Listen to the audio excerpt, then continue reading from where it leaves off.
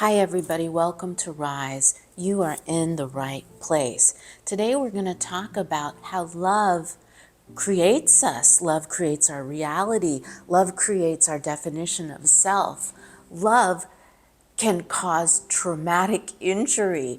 Love can cause wounds that take decades, years, a long time to heal. And sometimes when we don't learn how to process those wounds, we can't love consciously. Today we're going to talk about conscious love and how to heal love wounds from the past. And I'm going to end this with a 7-day process, a psychological, somatic, emotional journey that you can do with yourself to help get the healing going and the loving happening consciously. Stay tuned, guys. Don't forget to like and subscribe. It helps keep the channel going. All right, love. Why is it so important? Why do these relationships just hang on? Why do they ruminate and go on in our brains, causing misery and suffering for a long period of time? Why is it so hard to get over a bad relationship? Well, I have about 7 reasons that we can discuss today, then get into some solutions. Number 1, because falling in love, loving someone, committing, being with someone is an act of huge emotional significance. So the emotional significance of the experience contributes to its importance in your life and your self-definition.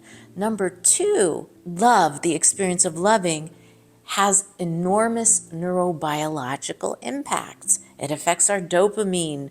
It affects our oxytocin. It affects our endorphins. We have a huge chemical storm that goes on within us when we break up with someone. And it's a wonderful, beautiful symphony when things are going well. But when a romantic, loving relationship ruptures, the loss of those neurobiological circuitry, hormones, neurohormones, the loss of that neurobiological support system causes enormous withdrawal. Number 3, we're gifted as human beings with selective memory. Selective memory chooses to hold on to and remember events with an emotional undertone. So falling in love, loving someone, being attached to someone, and breaking up with him or her or them has a huge emotional charge to it. So you're going to remember the details. And this is because of circuitry in our amygdala and our frontal cortex and how they get hardwired for memory when there's an emotional charge to an experience. Number 4, attachment. Attachment is a fundamental human need for personality and even physiological development.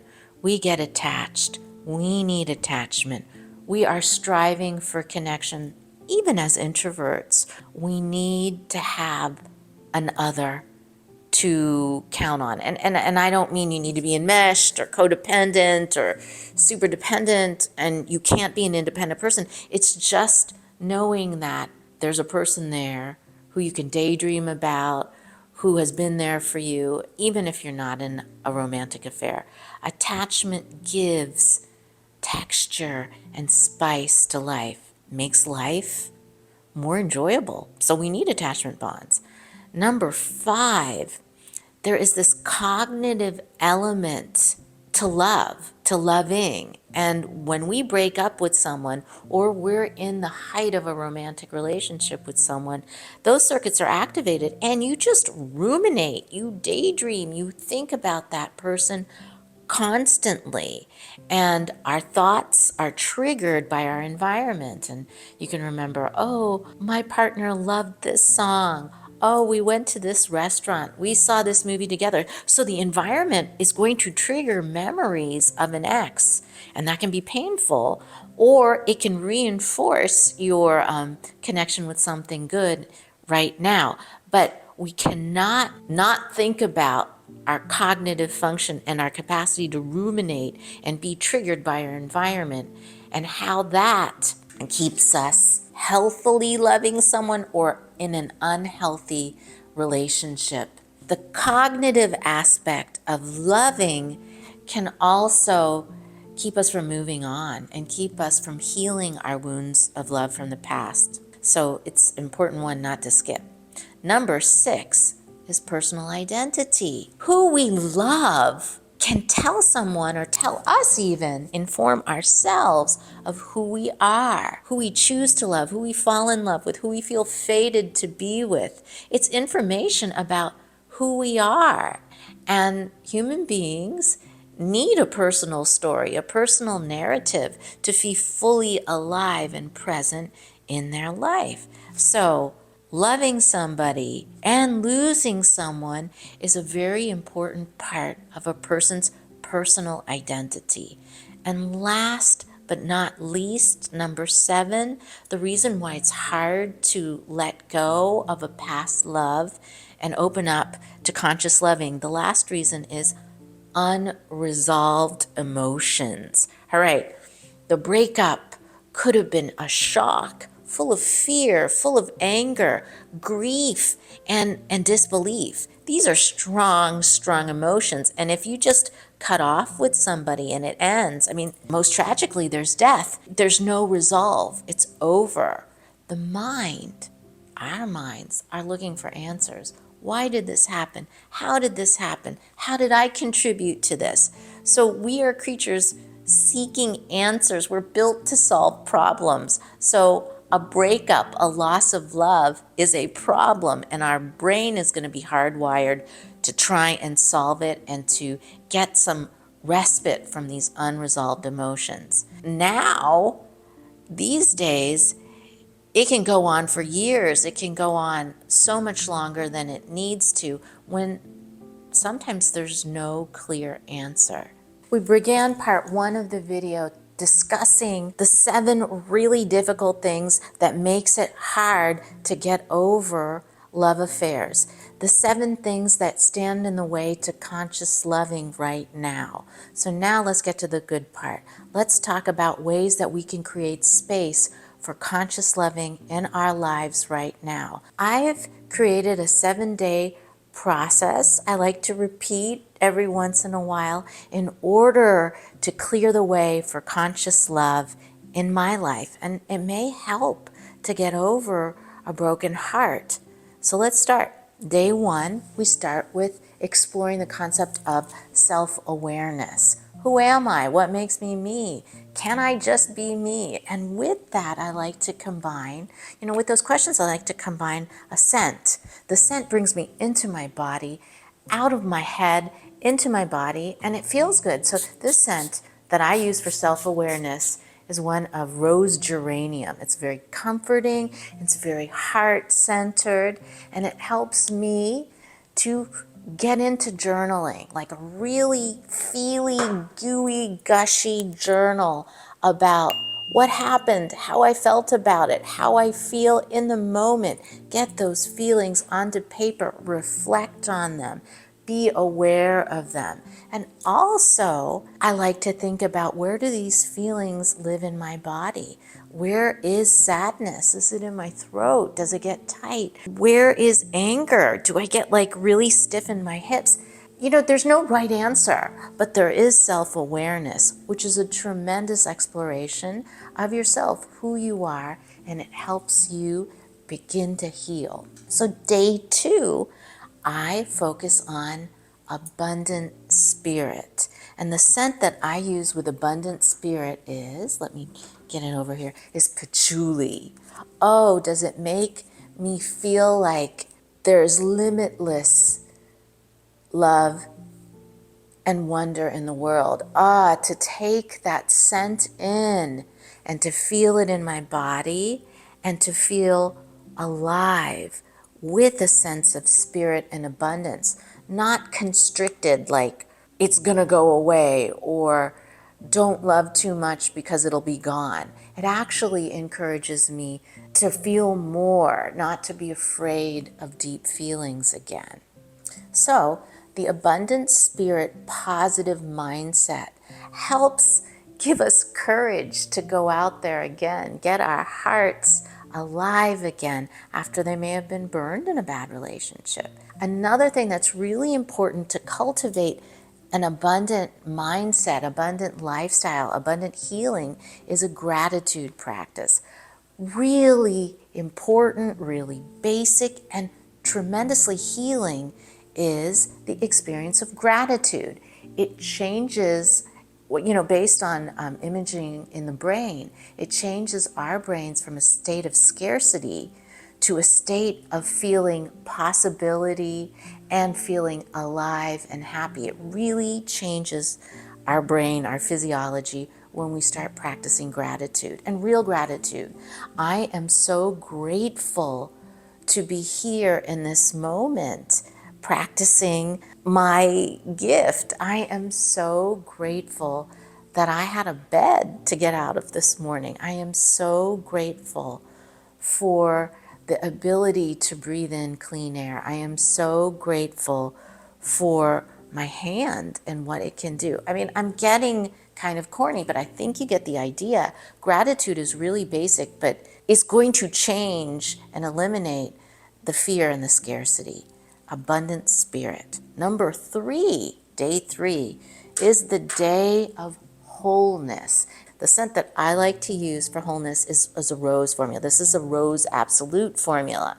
And boy, is it soothing. Wholeness, being a part of something bigger, that I accept myself as I am. I accept all of me. I forgive all of me and all the parts of me that, aren't always in harmony. I can learn about them. I can accept them and make space for all the different sides of me to have some voice without suppressing too much, and taking the time to accept the different parts of me. So I like to do that with Rose.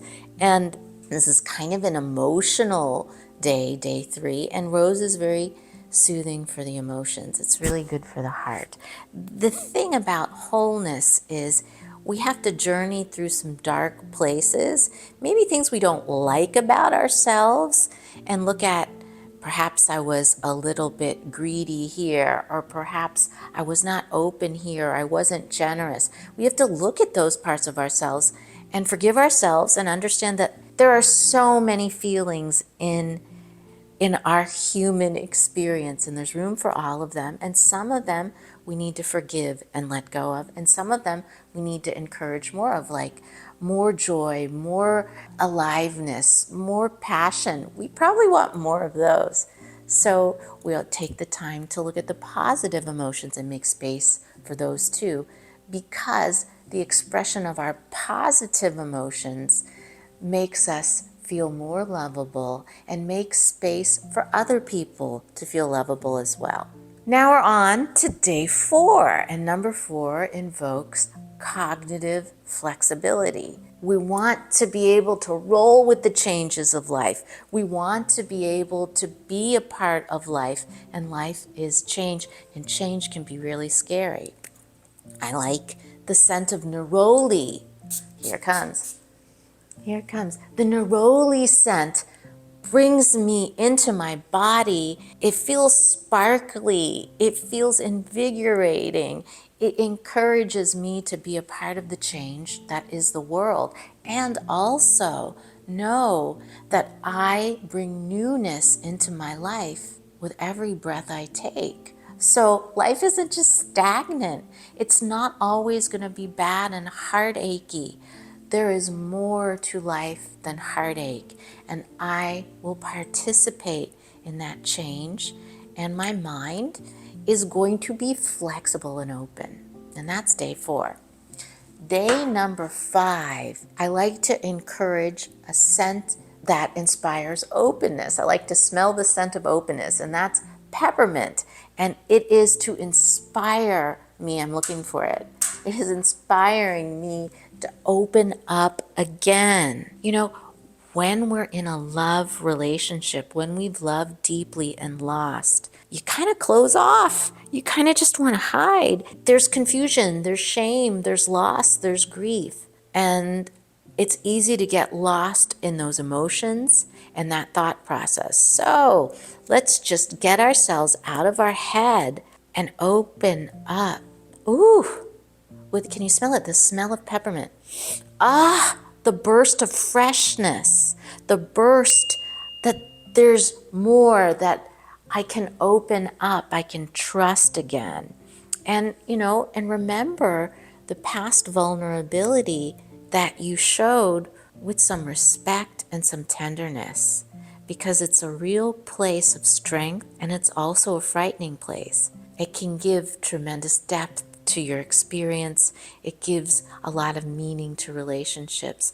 And the ability to feel vulnerable with another person is profound and it's precious.